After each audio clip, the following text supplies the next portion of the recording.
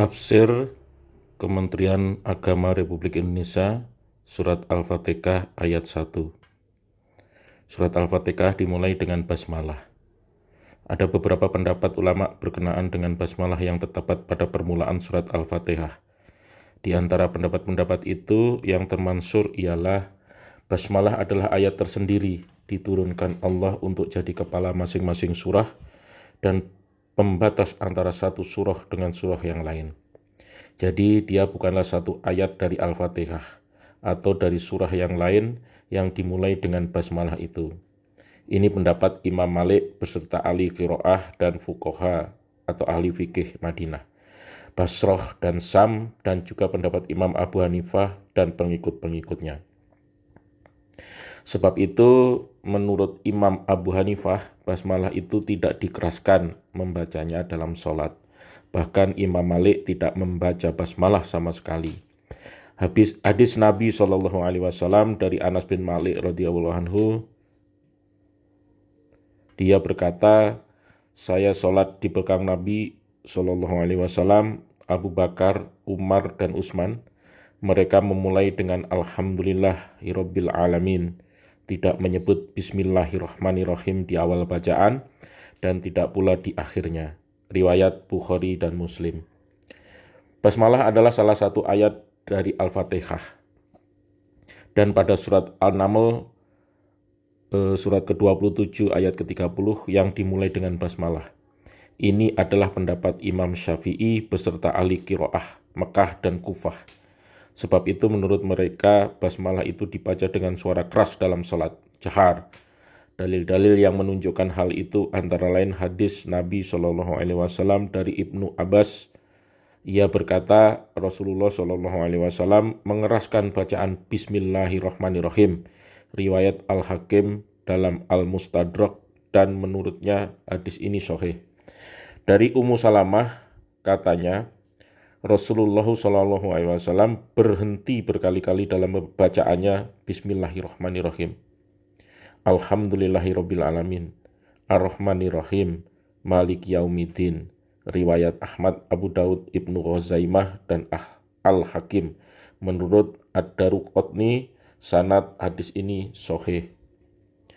Abu Hurairah juga salat dan mengeraskan bacaan basmalah. Setelah selesai sholat, dia berkata, saya ini adalah orang yang salatnya paling mirip dengan Rasulullah. Muawiyah juga pernah sholat di Madinah tanpa mengeraskan suara basmalah. Ia diprotes oleh para sahabat lain yang hadir di situ.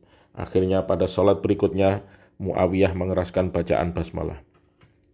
Kalau kita perhatikan bahwa sahabat-sahabat Rasulullah SAW telah sependapat menuliskan basmalah pada permulaan surah dari surat Al-Quran, kecuali surat At-Taubah, karena memang dari semula turunnya tidak dimulai dengan basmalah, dan bahwa Rasulullah SAW melarang menuliskan sesuatu yang bukan Al-Quran agar tidak bercampur aduk dengan Al-Quran, sehingga mereka tidak menuliskan amin pada akhir surat Al-Fatihah.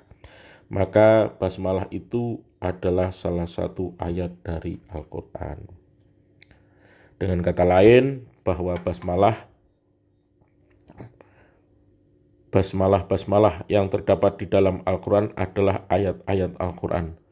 Lepas dari pendapat apakah satu ayat dari Al-Fatihah atau dari surah lain yang dimulai dengan basmalah atau tidak, sebagaimana disebutkan di atas bahwa surat Al-Fatihah itu terdiri dari 7 ayat. Mereka yang berpendapat bahwa basmalah itu tidak termasuk satu ayat dari Al-Fatihah memandang adalah satu ayat. Dengan demikian ayat-ayat Al-Fatihah itu tetap 7. Dengan nama Allah, maksudnya dengan nama Allah saya baca atau saya mulai. Seakan-akan Nabi berkata, saya baca surah ini dengan menyebut nama Allah, bukan dengan menyebut nama saya sendiri, sebab ia wahyu dari Tuhan, bukan dari saya. Maka basmalah di sini mengandung arti bahwa Al-Quran itu wahyu dari Allah, bukan karangan Muhammad SAW, dan Muhammad itu hanyalah seorang pesuruh Allah yang dapat perintah menyampaikan Al-Quran kepada manusia.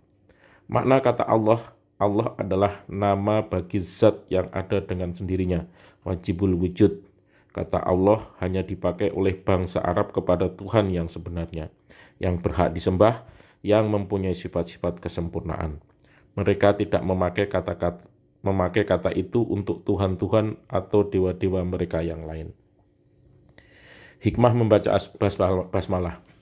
Seorang yang selalu membaca basmalah sebelum melakukan pekerjaan yang penting, berarti ia selalu mengingat Allah pada setiap pekerjaannya. Dengan demikian, ia akan melakukan pekerjaan tersebut dengan selalu memperhatikan norma-norma Allah dan tidak merugikan orang lain. Dampaknya, pekerjaan yang dilakukannya akan berbuah sebagai amalan ukhrawi. Seorang muslim diperintahkan membaca basmalah pada waktu mengerjakan sesuatu yang baik.